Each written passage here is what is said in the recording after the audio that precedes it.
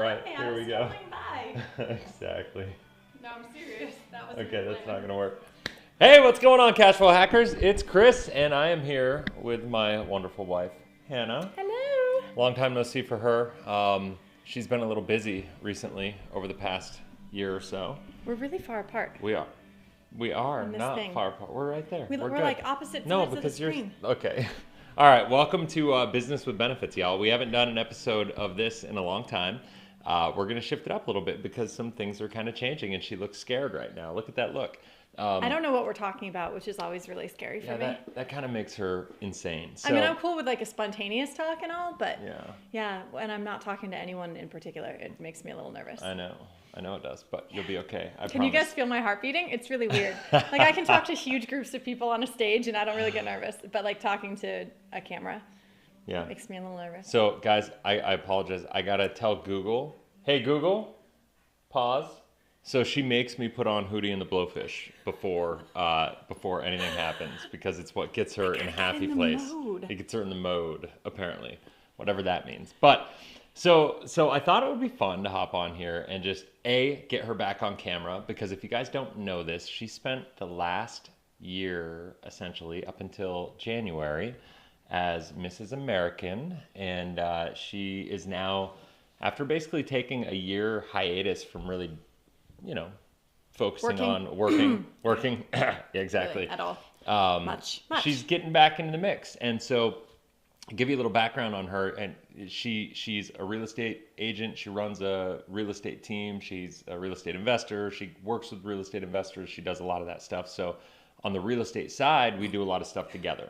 How many times can you say real estate in a 30-second window? I could do it a couple more. So here we go. Want me to try it? No. Okay. So you may or may not know, depending on if this is your first time here, but I have my book that I just launched, Cashflow Hacking, and we have this whole program that goes along with it with turnkey cash flow investments. I've had Mike Wolf on the channel, we've had Mike Fritz on the channel, and now Hannah is I'm gonna try to keep getting her to make more regular appearances in regards to the real estate conversation, because she's in it every single day. She's talking about the markets. She's having conversations with people. She's got her finger on the pulse.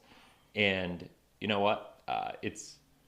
And she's prettier than me. I feel bait and switched right now. Totally. You didn't tell me that this was the beginning of multiple. You just said, hey, No. babe, pop in. You don't even have to put makeup Yeah, on, well, which is exactly what I was out skimming there the you pool, go. friends. Exactly. I was skimming the pool. I did my online stuff. I did my research. I talked to some clients. I talked to my team. And I was skimming the pool. And There Chris you was go. like, hey, you want to come in and jump up on YouTube with me real It'll be quick? fun. And It'll be fun. It'll be fun. Well, But no, it's cool. I'm always happy to talk about real estate. exactly. And so if anybody has any questions, if you don't have this book, make sure you go get a free copy. The link is in the description below. Go check it out. If you want to have a conversation about real estate investing, there's a link through that whole process. You can set up a call, whether it's going to be me or her or somebody else on the team that you talk to. I promise we can help you out and kind of get you guided in the right area. But for today, I thought it'd be fun to just have you talk about this. Yep. I thought it would be fun to start with you kind of telling everybody about what you're hearing with the people you're talking to about the real estate market, right? Because if you guys don't know, we live in Phoenix, so it's one of the hottest real estate markets in the country. Well, we live technically in the outskirts of Phoenix, the sure. suburbs of Phoenix. Yes. Because Phoenix has a slightly different market than the suburbs themselves because of the demographics and the jobs and no. Go ahead. Yep, we live in the Phoenix area. We live in the Phoenix area. See, nerd. Who's the nerd now? I am. So we actually live in basically a little Silicon Valley type area where it's Intel is literally like 2 miles that way. And so a lot of other tech companies have moved into this area and it's continuing to grow.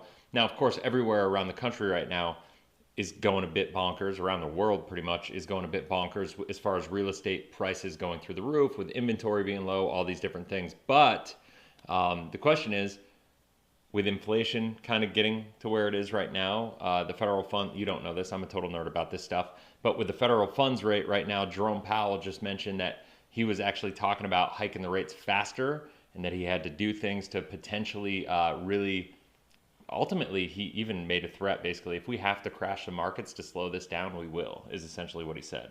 You don't know this yet, but Nice. Well, you said it came out today, right? it came out today. Yeah. So it's kind of one of I those. was skimming the pool. Exactly. So it's one of those things that we don't know what's going to happen, but the bottom line is we're she's talking to lenders all the time. She's talking to real estate investors. She's talking to people that have their hands in lots of different projects. And so, what are you hearing? Oh my goodness! First of all, it's Fun Friday, so Fun Friday. Should I put hoodie back on so you can? Maybe I'm a little right. out of like the go mode of let's talk statistics and economy and the hard driving stuff. I thought we were going to have a little fun, We're gonna like have fun. business with benefits, but whatever, Yeah. it's cool. I mean, I think you hit all of it. Well, The challenge right now that people are facing. And you guys are facing all over the market, or the markets, different markets all over the country, is that there's not enough inventory, and that isn't going away anytime soon. We have a ton of new builds that are set for production, as well as already in production, and even that isn't enough in Arizona. We have a severe shortage. People are saying that we won't live into that shortage until like 2032, and I mean that number obviously changes by the months depending on what projects are started and completed.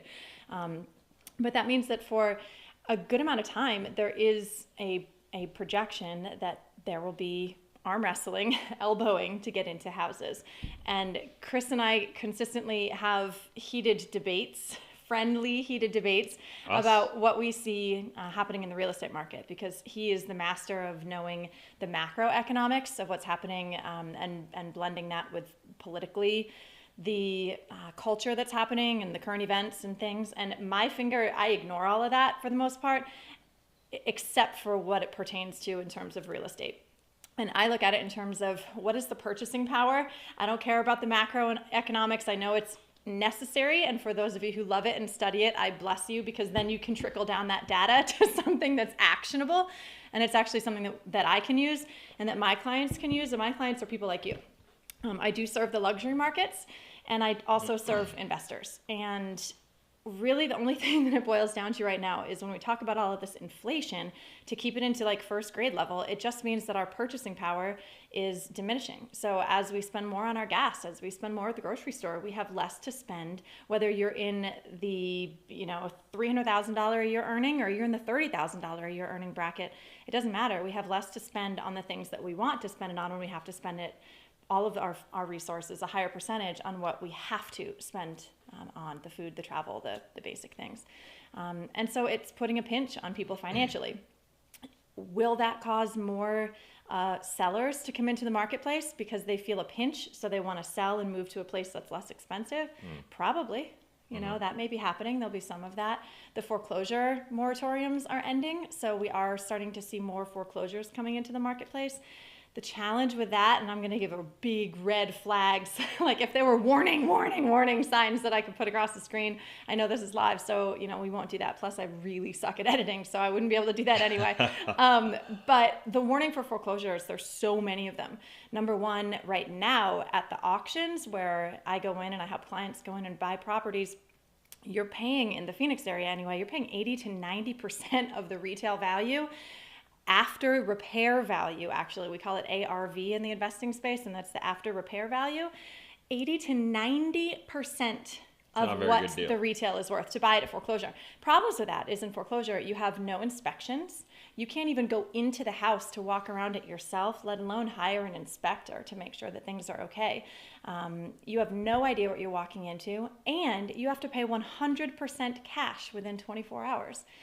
And on different ways to purchase, sometimes that 100% cash is due at the time you win the auction. So it's kind of like eBay, If you're going to be buying a $400,000 house, I was tracking a house for a couple of months recently. It actually went up for auction finally yesterday. And over 80% of the time, also, don't get your heart set on something that you see on something like auction.com. I love them.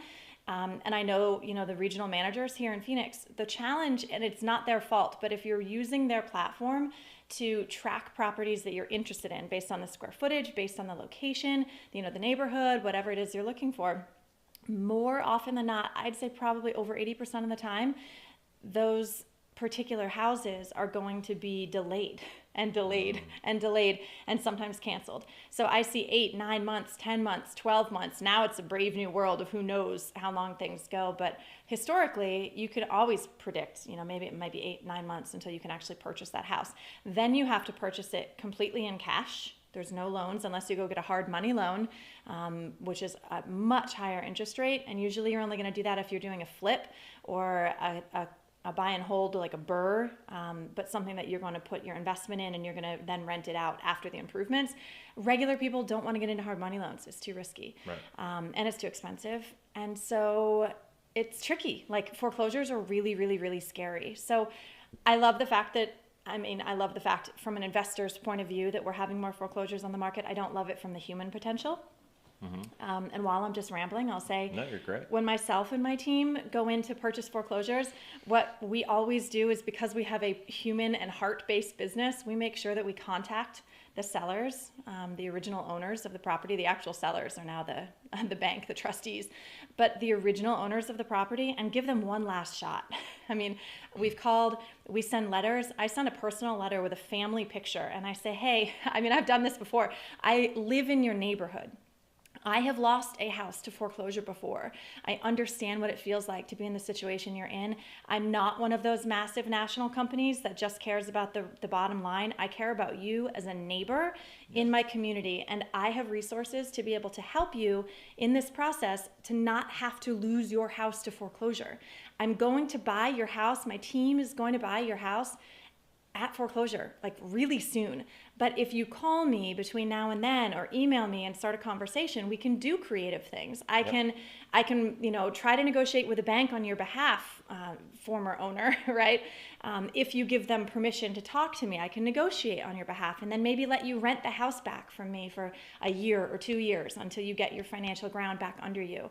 As a mom, as a woman, as a wife, as just a decent human being, I don't want any good person who's trying their hardest in life to lose their home. So my team in my brokerage, we always make sure we reach out. I can even do things like I can give you a certain amount of money. I shouldn't give a number, but in the past we've offered $10,000 for moving expenses to move you to the next place. Because a lot of people they're stuck and then they're going to lose their house, but they don't know where they're going next. And I can say, look, if I can't prevent you from losing your house, I can at least help you to move on and go get an apartment somewhere. I can pay your moving costs to help you to land on your feet and not be homeless. Things like that. I can help talk to other agents and try to help them to get a rental somewhere and try to get some of the requirements and the fees waived, or I could even pay them myself to move someone into the next stage of their life.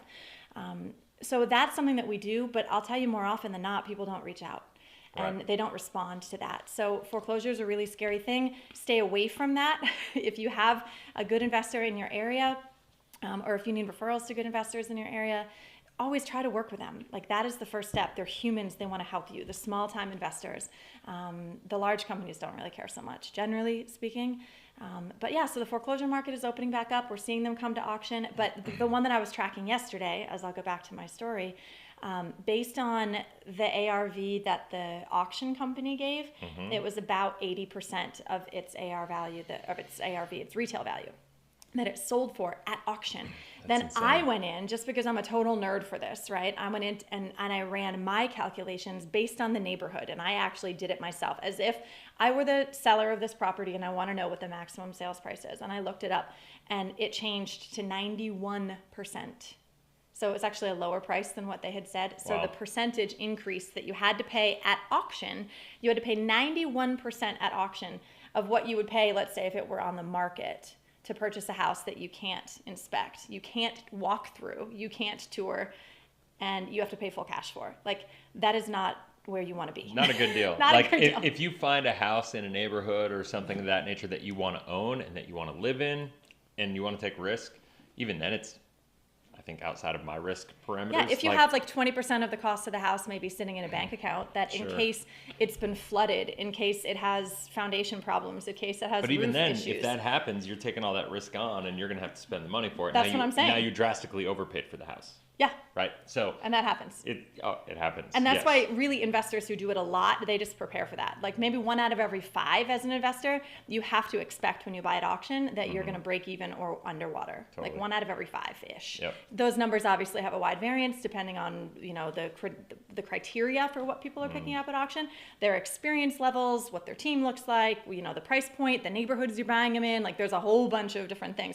But on average, like 1 to 5, 1 to 10, if you're really good at what you do as an investor, you have to still expect you're going to get some lemons. And Right. if you're purchasing for your own individual use, you don't get to do an average on that. You're not dollar cost averaging your bad lemons with your positive investments if you're trying to just go into auction and buy one single house for your family. Okay.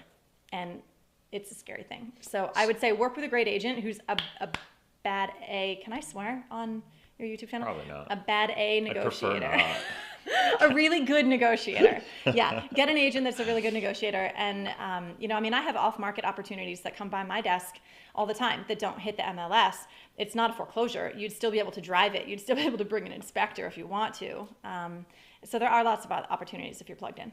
So, okay, Anyway. so let's take a step back. You don't give me a target, so I'm No. just like, woo! No, all over you the got place. you got way more granular than I thought you were going to go, but it's good. It's good stuff. I mean, it's good value. Now we you can know? rename it. We can talk about buying foreclosures. Yeah, in exactly. this After the market. live, exactly. And- So really, what it comes down to, what I got out of that, knowing kind of what I know on the macro side of things, is interest rates are going up, Yes. right? And that's obviously kicking people in the gut. I think on that side of things, on the interest rate side of things, a lot of people are correlating the federal funds rate because we're all talking. There's 3 conversations going on right now. There's inflation, and then there's the federal funds rate, because the federal funds rate is basically the price of money in the market. And so the federal funds rate has to go up to reduce inflation. So that's one thing. And then there's the conversation about mortgage rates. And mortgage rates, a lot of people think are directly tied to the federal funds rate, but they're not. They're actually tied to the 10-year treasury. And so, And why does that matter to the average person? well, that matters. does it matter? Or doesn't it matter? No, it matters a lot. All people need to know about is when you call your lender today, what kind of interest rate are they going to give you? Right. Well, That's what the average person cares about. Yes, I mean it matters though, because if we're in this cycle where treasuries, bonds are going to keep going up in value, and the yields are going to get higher and higher, it means interest rates potentially have the risk of going higher and higher. And it's crazy to realize that those yields are all based on risk in the market. And so to see yields going up, that tells us that that's what we're needing to do to sell those bonds to attract buyers. That's what the government's needing to do. And so there's a lot of different levels to what's going on. So we have the federal funds rate, we have inflation, and we have that. And so the mortgage rates, as they go up, are going to potentially have an impact on pricing. It's potentially going to push more people into foreclosure. I guess that won't on its own. But as the economy kind of slows down, because I think we're in this place right now where what I've been kind of talking to a lot of people about is we're in this place where we're kind of, I feel like, damned if we do and damned if we don't, to a certain extent. Now, I'm not as doomsday-ish, as a Glenn Beck is, right? Where he's like, this great reset is happening and so on and so forth. But I do believe it's going to get really ugly. I think there may be something to some of the stuff that he says, but what I really think is going to happen here is we're going to have one of 2 things happen. And I'm not going to time it. I'm not going to call the timing. I'm not going to say which of these 2 it's going to be, but I think sound economic, brains will tell you that either we're going to have the federal funds rate raise rates, and those rates are going to slow down the stock market. They're going to slow down the real estate market, and they're basically going to make the cost of everything, all loans like credit card rates, small business loans, all that stuff is going to get more expensive, right? Because the only loans that are really affected by the 10-year treasury note is mortgages. That's it. Everything else is basically tied to the Fed funds rate. And so that will make the cost of money go up, so that will slow down the economy. And so that will end up having a negative impact, and therefore we'll go into a recession for a period. And that's honestly the best case scenario. That's kind of like the sound economics way to go through this. The other side of the pendulum says federal funds rate doesn't get increased enough. And I honestly don't think that they can increase it enough to do what they need to do. So if this happens, what happens is inflation is just going to keep going up and up and up. And when you take that into consideration, and when you take the lack of supply in the stock market, like I was watching Bigger Pockets TikTok earlier. You have become a real estate nerd. Yes, I have. Welcome to my world. So I was watching. It's a beautiful world. I was watching a Bigger Pockets TikTok earlier, and that TikTok was basically showing the supply issue in the United States. And normally supply, and granted, this is looking at the whole country. And the overriding theme that I'm getting from people is that there will be a real estate correction, and it will be drastic in some areas and not so drastic in other areres. Thank you. There's going to be pockets. Yeah, don't make it across the board. Totally. And don't call it a crash. Some places will be a crash. So here's where we start to argue. Okay. Anyway, because there's so many other forces that are different than it was in 2008, 2009 Sure. that will prevent the same level of collapse, people are saying, as what happened in 2008, 2009 because of the way that the mortgages were structured, and it was that crazy low documentation loan situation where people were getting into loans that were substantially bigger than they could afford. Right. That isn't happening now. So yeah, this is where we're just gonna smile and nod, and we're gonna hope. Well, we're gonna hope. I mean, yes, will it correct? That's absolutely the case. Yeah, but what's a correction? Okay, so define. You know what? Our crystal balls are all broken because Yes. at the beginning of COVID, I was calling my investors going, I'm expecting this thing to go down 20%, 30%. All of our podcasts, all of our masterminds, all of our, the real estate investment groups everywhere, we were all like, okay, guys, get your cash ready, be primed to jump. And we were expecting 20 to 30% dip, not an increase. So obviously our crystal balls are broken. Mm-hmm.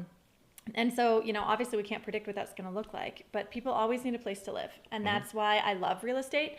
And that's why more millionaires have been made in real estate in the history of America than any other activity. And why something like 98% of millionaires do own real estate as a massive, or at least some portion of their portfolio. Yeah. Not necessarily massive, but always in there. So even if it does take a dip, if real estate goes down and you're buying it for cash flow, that's great. If real estate goes up and you're buying it for cash flow and you're still getting a positive monthly cash flow return on your property, okay. It's not about what your net worth looks like on your balance sheet. It's about what you actually are using for the potential to spend and to create a lifestyle, particularly a passive income lifestyle, where you can go skim the pool in the middle of the day and have checks coming in, right? People have bigger pools than me. I'm not bragging. I'm just saying it's fun. I didn't mean for that to sound arrogant. I was just using that as like an example, Sure. like money coming in, mailbox money.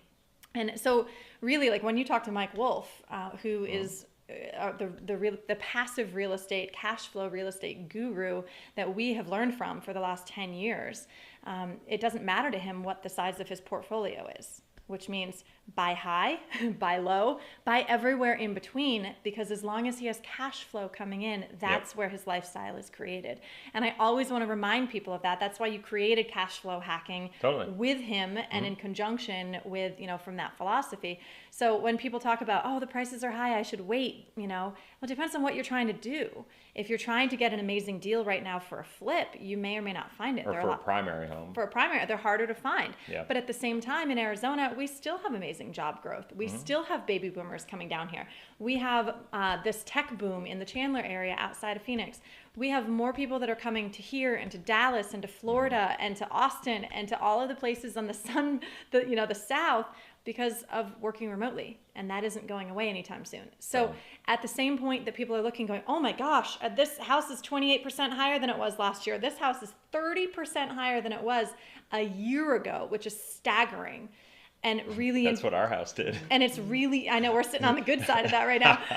We'll talk about that one later, what we should do next with that kind of paper equity. But even with that, it's like, yeah, okay, and what happens if that happens again this year? It's happened for the last 2 years. So if you don't get in now, you're also risking major potential another year of growth, which is what all of my resources are saying, at least until November and December in this area, our market is going to continue to appreciate. They're saying 25, 26% instead of 28 to 30% like we were last year. But that's still really substantial when you're talking about what that actually looks like for cash from your family to live. So don't miss the next wave, just because you have maybe not purchased because you've been scared of this wave. The wave is still getting bigger before it crashes. So if you need a place to live, like, this may still be a good time to do that. Yeah, and I think no matter what, it's if you're looking at it as an investor, it has to be the focus on the cash flow component of it. And as long as the cash flow is good, and Mike Wolf talks about this all the time, even in 2008 when markets did crash, right, where houses went down 70% in some cases. Yeah. He was in most of these properties that were still cash flowing positively. So he lost 70% of his net worth, but he was still had good positive cash flow. So now he had this high cash flow, and he was able to take a portion of that and reinvest it into these really depreciated markets, right? And so then as it comes back, his net worth and everything just skyrockets, right? Like, and it compounds. Yeah, well, and so some ways that we can do that, I'm thinking about, I'm not prepared on this YouTube video because obviously, I wasn't prepared for this. We're just winging it. We have, like my broker and I, when we are working with clients, we have a spreadsheet that allows us to do an analysis on each property that was created in-house. So it's a proprietary spreadsheet, but anybody who's really in the know, you could sort of piece this together. What we do is for each property now, because of the potential volatility that we're seeing, we're calculating at least 3 to 4 different ways that property needs to be okay. So if we're looking at it as a long-term rental, then I want to see that those numbers are going to be in the positive, even if the market dips 20%, let's say. We could also look at it as a vacation rental. Depends on the area of the country that you're in, obviously, but in Arizona, vacation rentals are still going strong. There's constant up and down about the regulation and if they're going to be allowed and if they're not, and tightening the belts and all that stuff. Vacation rentals can still be cash cows. So we're going to plug that same property in, and it's going to pull up different aspects of the financials to crank out the vacation rental numbers. And we're going to obviously do the analysis of what it would command in that area and what the expenses would be, which are different than a long-term rental. Then we might do a short, like a long-term furnished rental as an option to see what that could look like. What's the cost to furnish it? What's the security? For example, we live right near Intel, as Chris was saying. So I may have the ability to get a long-term executive renter into a higher end luxury property that even if the vacation rental market for some reason goes south, I could still do a long-term rental, and that has to work out financially if a flip also goes south, right? So we're trying to hedge our bets from multiple different aspects of what can be happening out there right now. We're looking at flips, we're looking at buy and holds, we're looking at vacation rentals, and we're looking at, I already said long-term, which is buy and hold. So no, that's good. That's sort of a way that we're, we're not just ostriches. We're not sticking our head in the sand completely and saying, oh, the market isn't going to make a correction. We're trying to look at it strategically, and for every single opportunity, just make sure that it works option A, B, and C in case of you have the ability to pivot the sky if you falling. need to. Yeah. And even if you're at break-even point for the other ones, that's cool. We just want to make sure that nobody's going to get stuck. And so that's what we're doing right now. Case of emergency, break open glass. Yeah. To hedge your bet. No, that's awesome. And and I think this is important to say too, is, with Jerome Powell talking about raising rates the way he is, and even essentially threatening to be willing to crash the stock market. I mean, and that's why last time Did I looked... Did he legit say that? Effectively, yes. And today, right now, the stock markets are down between 2.5% and 3% today alone, which is after he made that statement. Yep.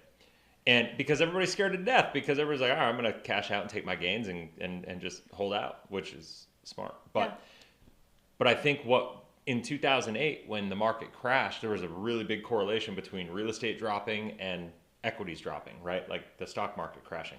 I think we could see a real situation, and once again, no crystal ball. My crystal ball is broken. But I can see a situation where realistically the stock market could crash, but real estate stays fine or doesn't have nearly as big of a dip because of the fact that inventory is so low, and because of the fact that we are so far behind as far as new builds, and nobody wants to sell right now. I think there's that everybody Fear also creates people hunkering down. Totally. Yeah, and so that could keep the ceiling high, all of those things. You've explained to people what you're talking about, right? Yeah. Okay. I mean, I never know how like 101 to get, or if you know. well, I think go you're- 101. Well, Go no, your 101. crowd is a pretty advanced. No, go 101. Do it. Crowd. No, Go. I forgot what we were talking about. It's fine. Okay. Keep it blonde. You just said I'm keeping it blonde. You just said something, and I was like, oh, I wonder if everyone knows what that means. Oh, the inventory. If you've go ahead. ever Go. shown the inverse relationship, like it's just supply and demand. But we Yeah, shouldn't yeah. assume that everyone took like economics classes, I suppose, right? That all of real estate is Go based for on it. supply, and that's way too easy. You guys all know about supply and demand. What am I talking about? I have toddlers. I'm sorry. I'm constantly thinking about, I work with like super sophisticated investor people who are way smarter than me. And then I work with toddlers, you know, like our kids that I have. You just pointed at me when you said you work with toddlers. I'm just meant, saying. no, you're in this category. And then there's It's all the good. explain it so that the kids can understand. Plus the 10-year-old, our 10-year-old, can I take a tangent? She is super awesome. Have you brought Knightley on yet? No, but I'm going to. Oh my gosh, you guys are going to love this kid. She's just unexplainable. She wrote a book the last couple of days. Like we were writing a journal for her and she was like, hey, let's make this a book that all families can use. And so we're probably going to publish it at some point. She's just that kind of kid who's like, I have an idea. I'm going to take this to the Z degree. And she wants to know how everything works. She wants to, the correlations that she makes between all of these like non-correlated sort of points from just socially and economically, and the stuff she hears that we're always talking about in business is fascinating. And she's super, super cool. What was I thinking about the other day? Where did I go? I was going somewhere with that. Why did I start to talk about her? Tangent about Knightley coming on the channel, her book. Yeah, but there was some specific reason. I'll just give the example that I got a call from the principal's office not that long ago. And this wasn't the example that I brought her up to talk about, but it's the story that I can tell now that I've started. So I get a call from a principal's office the other day, and she was like, yeah, so I need to talk to you about your kid. And I'm going, what has she done now? You know, and she goes, so what happened is that she's out on the playground, and there is a pending altercation. She won't use the word fight, right? Because that's too, Sure. you know. Yeah.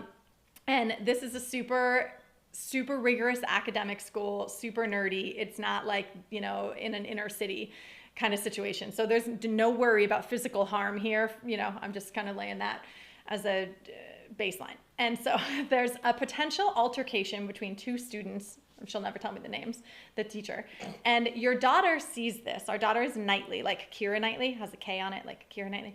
And so she goes, your daughter saw it and wanted to get involved to prevent this altercation from happening.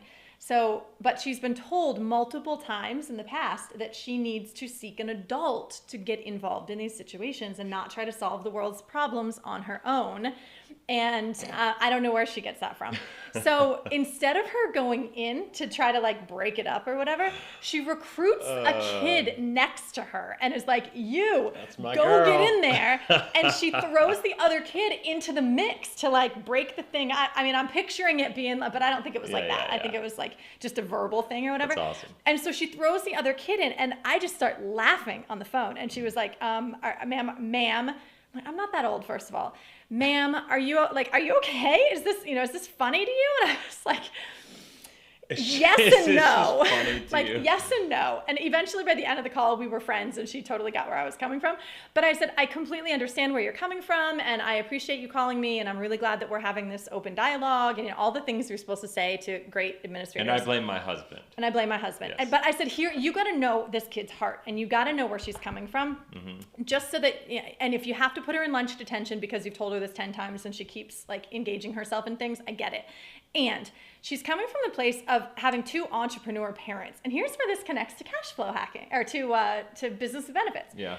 What is it like to live in a life with two entrepreneur crazy pants parents, right? All day long, she hears negotiation, she hears delegation, right? And she hears conflict resolution. Like, those are the things that we do for a living.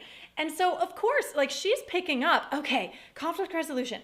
I know that I want to get involved in that. I think I want to help these two people to sort out their stuff. But then she's like, oh, but I've been told not to do this. So I'm going to delegate to someone else who can do that for me, which she sees us do all the stinking time, right? Like, as the person's cleaning the pool, as the person's doing the landscaping, like, leave yourself open to do the things that you are uniquely capable of doing.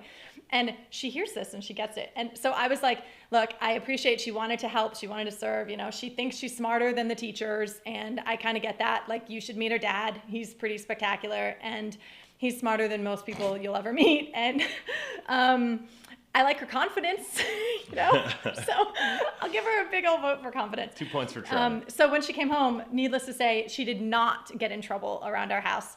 We pointed out exactly what we liked about how she handled that situation. I said, your delegation was on point. Way to get somebody else. I wonder if the other person got in trouble. I don't know. Your conflict resolution skills, I like that you're thinking about it, and your desire to help and to serve and to make an impact on the world around you, baby, you're doing rad. I hope you enjoyed your lunch with the principal. Your principal's really nice. And now we're friends. And the principal and I were good by the end of the conversation. And she was like, hey, thanks for your attitude around all of this. And I said, yeah, you do what you got to do.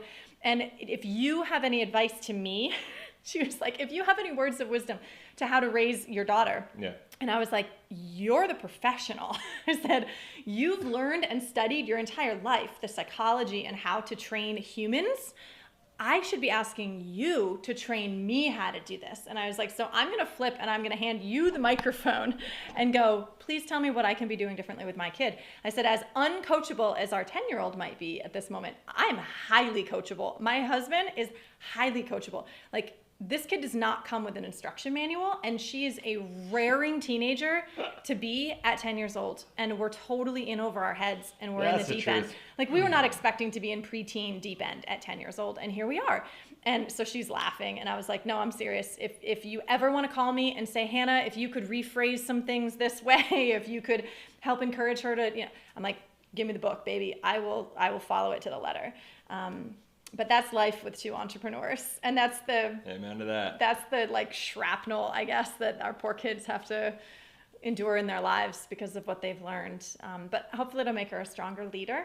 Totally. And in that, if I could change anything for her, would be the softening of her understanding that she thinks she knows more than the teachers. She thinks she knows how to do everything the best way all the time.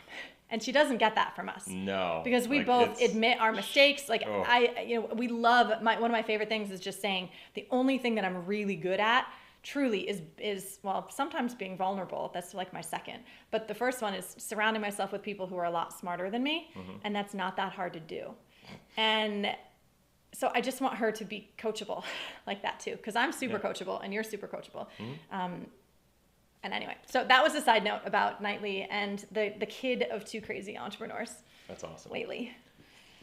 I don't even know where to go now. I don't know if that's what your people want to hear. Because nobody can talk to me. What do you guys think? When you give her just an open mic to ramble, she just rambles. I ramble. So. Are there comments? No.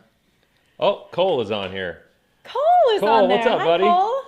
Yes, I'm glad to have her back on here. This is fantastic. Aww. It's exciting to have her back in the mix. I'm trying to get her more in the mix. So, and I'm just going to keep dragging her here. Just so y'all know, she came here. I told her when she got here she'd be great because look at her. She's awesome. But she came in kicking and screaming. She didn't come willingly. I had to drag her. I'm actually supposed to be starting, not starting because it already exists, but my personal brand of real estate on YouTube because I haven't done a lot with it. I started it and haven't really done a lot with it. So if you are a person who is feeling frustrated in your business that you should be doing video and you're just taking the whip every day, if you treat yourself like I treat myself, and every day you're I'm not doing the thing that I know that I should be doing, and you feel overwhelmed, you're not alone. Because even people who feel comfortable talking, even people who feel comfortable on video and have experience doing that, generally I'm cool. If you give me a topic, I can wing on that. The problem with building a channel is that nobody spoon feeds you the topics. Tell me about it. So if anybody else is out there who's nervous about it, are you even doing YouTube coaching? Is this a thing? Not really, no. I will for insurance agents. Oh, I'm can I pitch you to do YouTube coaching? Because I literally sat him down and I was like, okay, I'm going to hire a coach for my business, first of all, because I did awesome. Was it 2 years ago? 2.5 years, 3 years ago? Yep. I had an amazing year and it was pretty cool. I was top 5% in the state. And that was my first year selling retail sales. And then, as you said, I stepped away to do the Mrs. Arizona American and then one Mrs. American and then prepared to go to Mrs. World. So the last 2 years, like my real estate business went, and I lost almost all my momentum except for referrals, for ongoing repeat business. And so now I'm starting from scratch in some ways. I have a brand, but I'm like, okay, this is cool because I get to reinvent. What do I really want to do? What do I, if I'm going to niche down, what am I going to niche down on? Who do I want to talk to every day? How do I want to get my message across to people? How do I want to add value? And is it by door knocking? Is it by hosting local events for families? Is it by getting involved in the local chamber of commerce or mixers or, whatever that stuff? There's a million ways to build a business, as everybody knows. But what feels right to me? Like, what's my most natural way to solve bigger problems for more people? And it has to be both of those things to make the most money, right? Because let's face it, if you're going to work, you may as well make the most money you can during the hours that you're working, assuming that you're doing something you love to do, right? So as we teach the 10-year-old, we talked about this in the car the other day on the way to school. I gave her this entire lesson, and the 7-year-old too, about like making money per hour. And really the only way to increase how much you make per hour is 1, to solve bigger problems, or 2, to solve those problems for more people. So you want to do both, right? Number 1 first. Then once you've mastered that, solve that problem for more people. And we even went through the numbers, which is really scary because I do round numbers and I was doing it like while I was driving. But how to get from $20 an hour, what is the mindset of $20 an hour, an employee, to $200 an hour, and that would be like a manager. And then the kids came up with this cute example of like, oh, like if you were managing at Amazon or something. And I was like, that's perfect, yes. So then we talked about what a $200 an hour lifestyle, and then you work 50 years and they give you a watch and they say thank you, and then you're on your own to figure it out from there. But how do you get from that $200 an hour, well done, good job, role, pat on the back, to a $2,000 an hour earner? And how do you even potentially then move that into passive income? And so that's where it gets really tricky. And YouTube is a beautiful solution to that. And so I'm in that place where what I know intellectually to be the answer and what I feel like doing, which is not getting on video, they're opposing. And there won't be peace inside of me until I actually take the steps that are necessary to begin to put that service that I can serve more people in a bigger way, that service heart into play and get on video more often. And so I've made a commitment to myself. It won't be on your channel, but it'll be on my channel. That now with your guidance and you're helping me come up with topics, I'm going to be putting out, do I have to say this? Go ahead. I'm going to be putting out 2 videos a week, not a day like you're doing, but 2 videos a week on my channel, which is Arizona Dream Living, if anyone feels like harassing me on that. So if someone else is struggling with YouTube, I just wanted to give you a shout out and let you know. He makes it look really easy, but it has not always been, and it has never been easy for him. When he first started, my gosh, it would take us a day to get a video out. I would help him film it. We had a camera guy. We would write the script. We would film it. You would do like 20 takes for the same sentence. I would kind of have a script, and then I would remind you of the script, and then you'd be like, can you just say it? I like how you said it better. Oh, she used to get so mad at me when I was filming. When I was doing my first videos, she used to get so mad at me. Babe, what is wrong with you? You know this stuff. Why can't you just say it? It's the same stuff he would do on calls with people over and over and over all day long, but then you put a camera in his face, and he would freeze, and he wouldn't know what to say or how to say it. And if looking back, instead of trying to force you to do it in front of a camera, if I had to do it again, I actually would sit down and interview you, because that makes it so much easier. So I guess that would be a cool tip that maybe I can leave for you. And I know that it works because I was called randomly to go do a talk to a high school, which was it 2 days ago now? A couple days ago, yeah. Which was awesome, with Michael De Leon. He's the #1 booked school speaker in America, and he goes into schools and talks to them about staying off drugs and vaping, and he shows through science the dangers and the real significant health risks.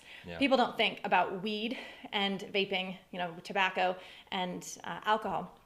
So he knows that that's a passion of mine as a person in long-term recovery. And he was like, Hannah, I'm going to this high school, come with me. And so he threw a microphone in my hand, and I went, dude, what am I talking about, right? What's my thing? And it was to all the athletes in the school.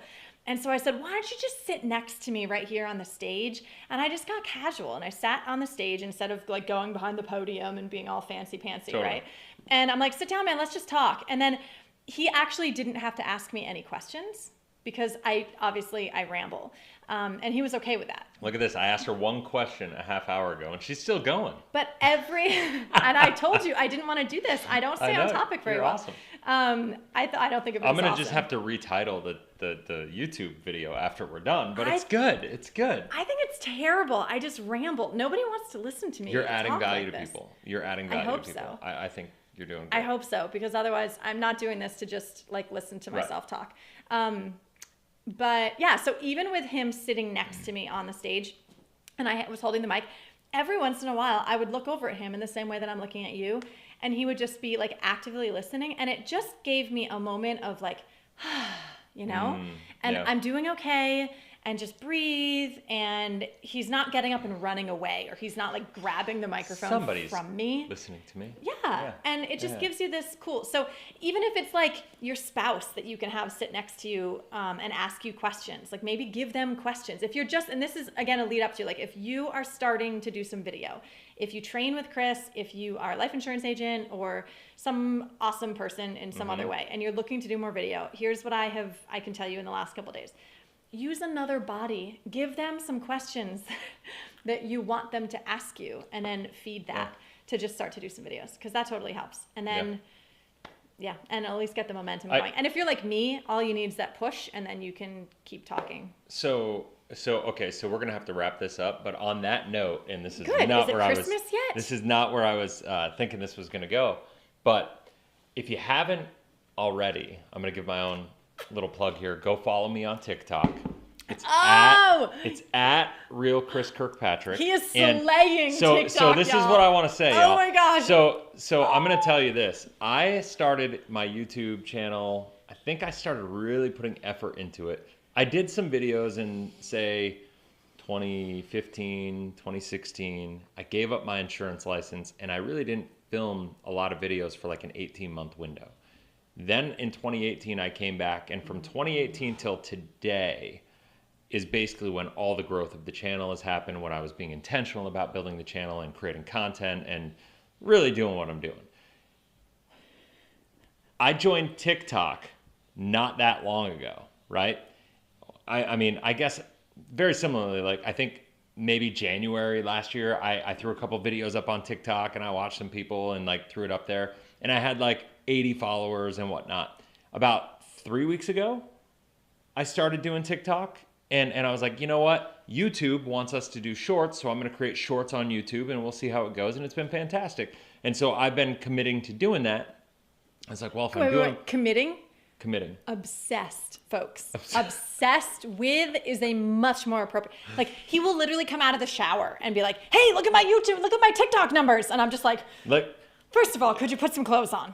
And second of all, could you save the TikTok analysis until after I have some coffee? Please. Right. Well, is it Grant Cardone that wrote the book, Be Obsessed or Be Average? And so I'll be obsessed. Well, you will not be average. So I kind of do this. I'm going to make a TikTok shield every time I go by you now. I can say this. In the last week, I've picked up over 1,000 followers on TikTok, starting from scratch with nothing coming from the YouTube, nothing driving people, not utilizing my email list to push people. Nope. So my encouragement to everybody. And with really bad lighting.